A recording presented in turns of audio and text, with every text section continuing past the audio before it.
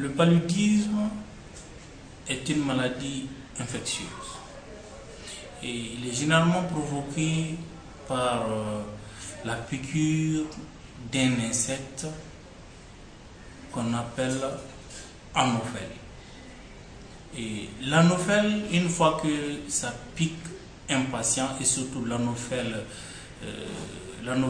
gambier, parce qu'il y a plusieurs formes, mais nous allons nous accentuer sur l'anophèle qui provoque le paludisme à Plasmodium falciparum qui se trouve surtout dans notre zone, qui est une maladie tropicale.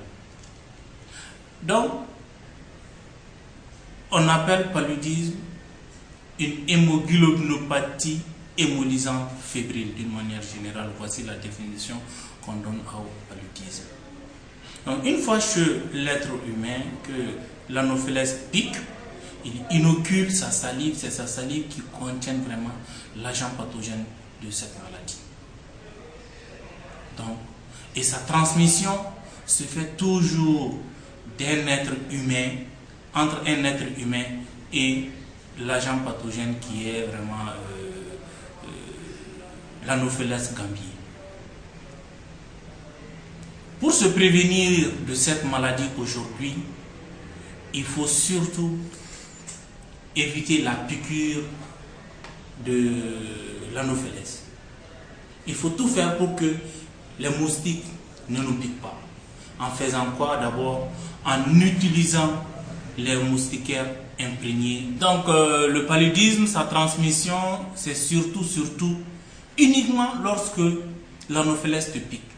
Sinon, on entend les gens dire qu'il y a des aliments qui favorisent la transmission, ou alors quand tu manges tel aliment, ça te donne le paludisme. Ça, c'est faux et archi faux. Il n'y a aucun aliment qui te donne le paludisme. Même l'anopheles, là, si tu veux, tu manges. Pour prévenir une infection du paludisme, le mieux serait de vous protéger contre la piqûre des moustiques. Donc, il y a deux façons de le faire. Quand on est dehors, il s'agit de porter vraiment des habits longs, de manches longues, de pieds longs pour protéger les pieds, porter des chaussettes. Et dans la chambre, utiliser des moustiquaires imprégnés. Maintenant, la conduite à tenir n'est autre chose que quand vous voyez que toujours un enfant se dit qu'il a mal à la tête, il a une fièvre qui fait des va-et-vient, qu'on appelle ça une fièvre intermittente, la première des choses, allez-y dans une structure de santé. Il faut surtout éviter ce qu'on appelle l'automédication.